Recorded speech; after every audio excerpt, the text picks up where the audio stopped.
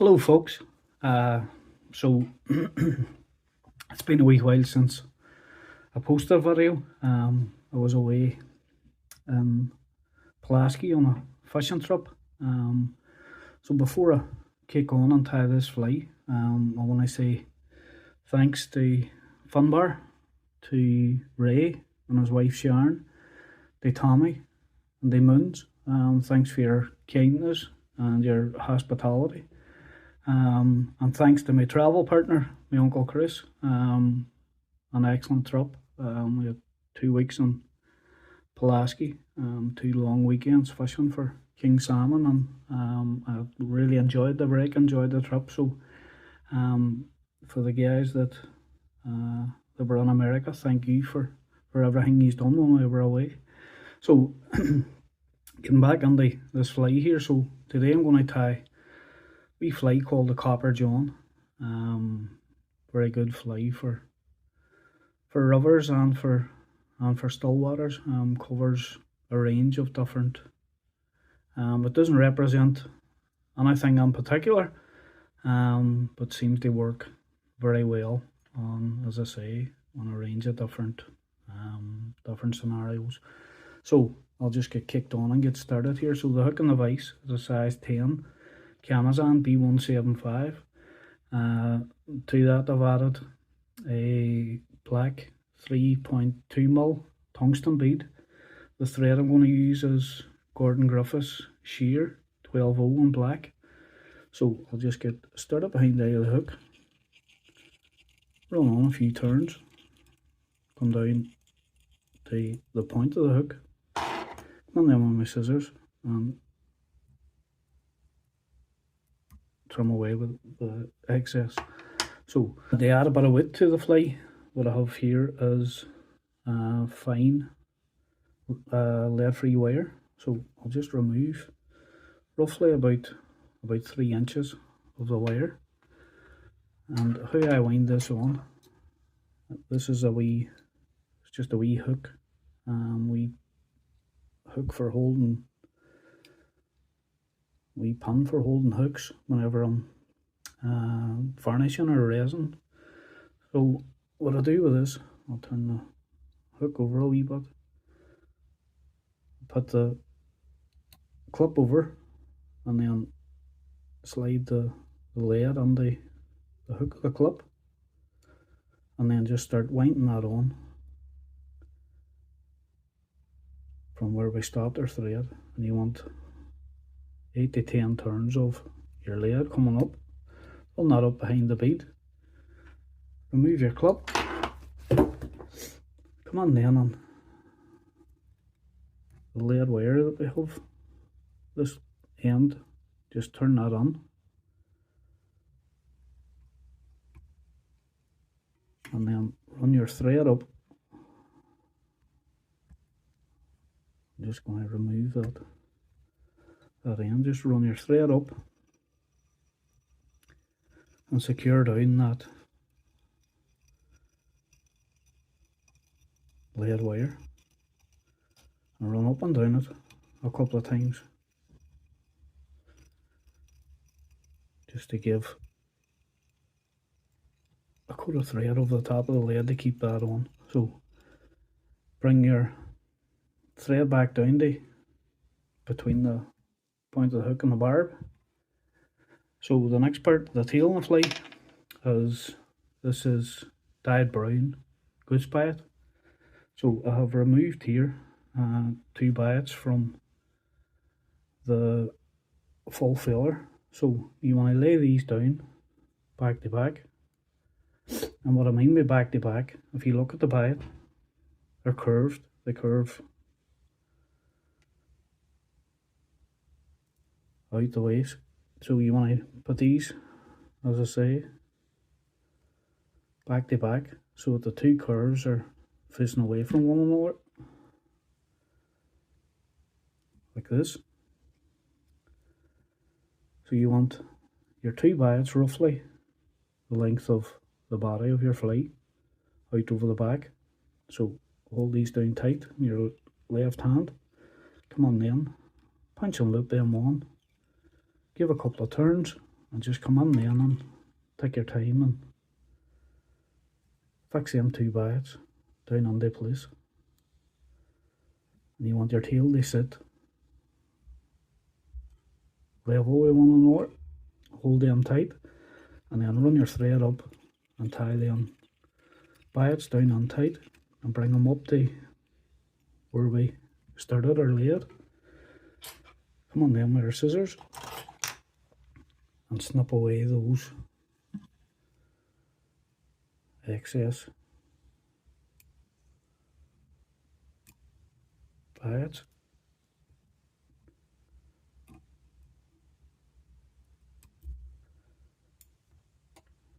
Take a wee look, make sure our tail's sitting where we want it to sit, splayed out. Hold them in our hand and then tie down that bite nice and tight and run down to where we want our body to start. The same point again, halfway between the point of the hook and our barb. So the next part in the fly is copper wire, and I have here, it's a medium copper wire. Now I have removed, it's roughly about 6 inches long. You don't need this much. The reason why I've removed this is I'm going to keep the wire up above, just so that my hand isn't wrapping around in front of the camera. I'm going to hold the wire up and rotate the vise. So just tie on your copper wire, run that up and tie that down tight right up behind the bead, and then return your thread back down again halfway down the body. So what I do is I throw in a wee granny knot, and that just stops the thread slipping forward or back whenever I'm wrapping on the copper wire. So grab hold of the copper wire. Now, as I say, I would normally wrap this on by hand, but I'm going to twist the vise, just so that my hand's not coming around in front of the camera. So just take your time and wrap on your copper wire. You want this in touch and turns, coming up halfway up the body of the fly.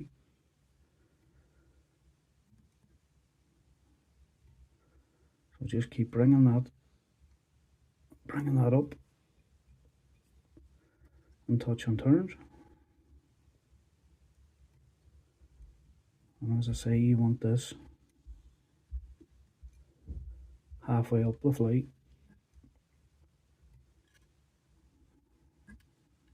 Another wee half a turn will do. So just come on then with our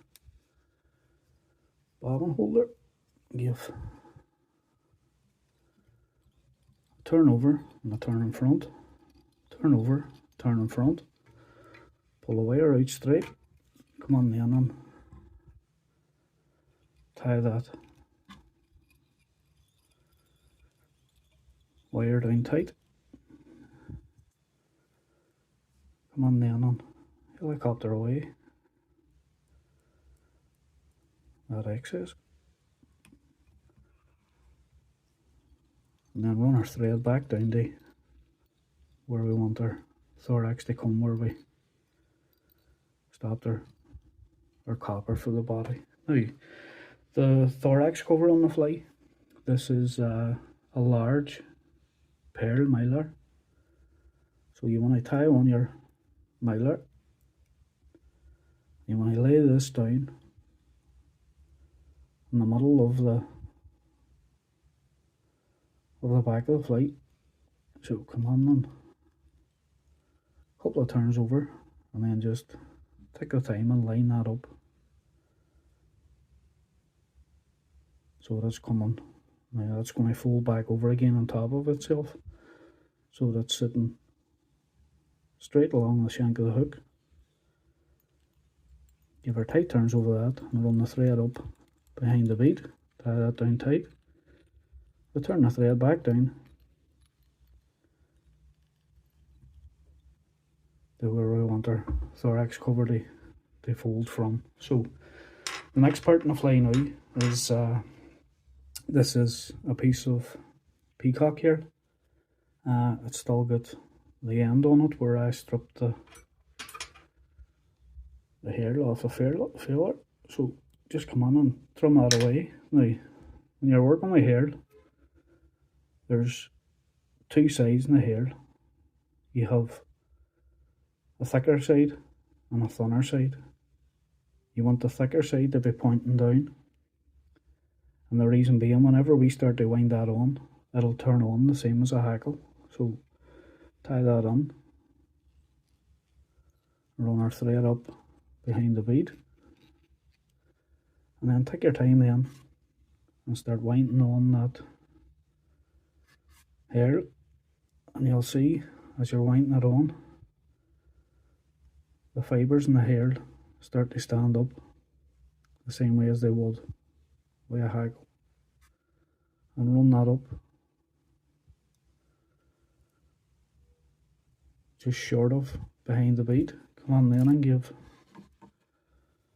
her 2 or 3 turns over that hair just to tighten that on. Now what you want to do is just quickly run 2 turns down through the hair, 2 turns back up through it, and all that does is secures on that hair, because it's a rather weak fibre and you want the fly to last a wee while. So just come on and trim away our excess hair. So the next part in the fly now is our feelers down each side, or legs, whatever you want to deem them. So what I have here is, this is just a wee Indian hen cape. So I've removed the feeler from the hen cape. So just come on and remove off all this excess that we don't need. So you want to level up each side of this feeler, pull back the amount that we want for each side. So I'll just haul this out against the fly, do you see? So that would be more than enough down each side.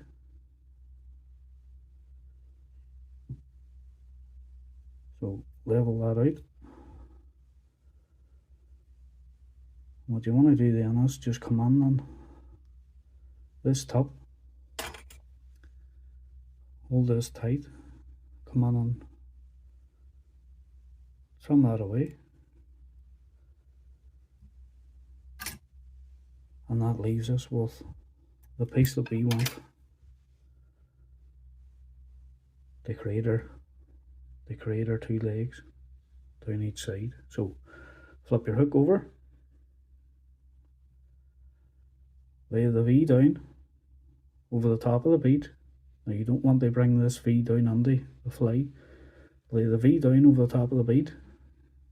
Come on with your left hand. I'll turn this on over a bit so you can see. Come on then with your left hand and pull the 2 legs down each side. Come on then and give a couple of turns over that just to hold it. Take the time then and make sure it's sitting down the centre of our fly.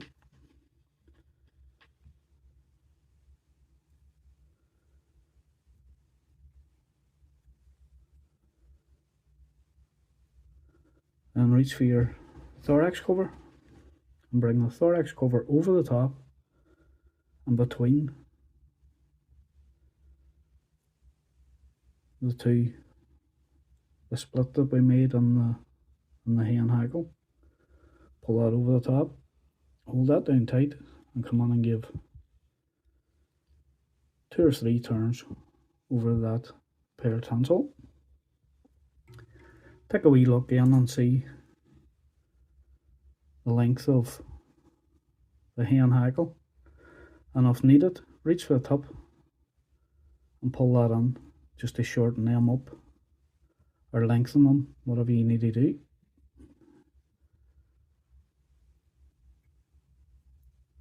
Now I would normally leave the legs just past the length of the body. See the rear body here? I would just leave the, still a wee bit long yet, I would pull them in another wee nip just so that they're just past the length of the body. But it's your fly, you can have them whatever length you want. You can shorten them up or lengthen them, whatever way you want them yourself, but I would normally leave them just past the length of the body. So come on then and secure that tinsel down, bend everything back, a couple of turns in front. Come on then with your sharp scissors, trim away the tinsel first, and then come on and trim away the excess of our hand filler. And just come on and a final few turns over that to tie that down tight. So come on then with our whip finish tool and give her 3 or 4 turn whip finish behind the bead.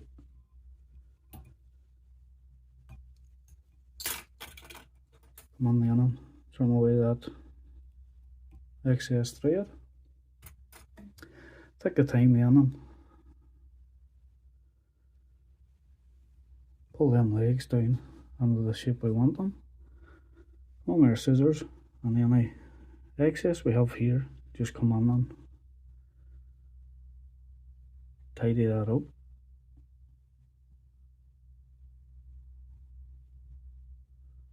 So the last thing to do is come on then with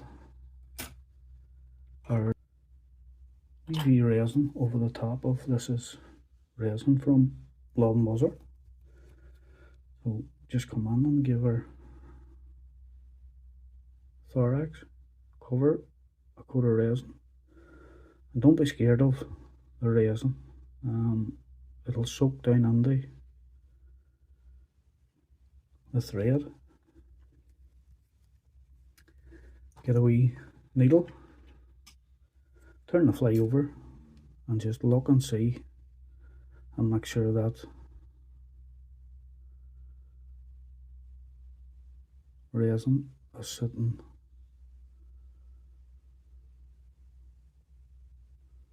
over the top of the nailer on the back of the thread, on the back of the fly. The last thing we do then is come on with our UV light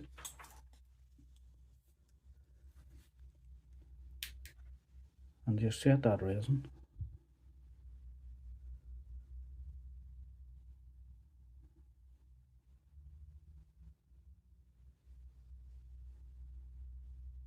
It'll take a wee bit longer than that, but I'm just going to set this to touch dry for the purposes of this video, and if needed you can come in and add another wee bit of resin just to build that up.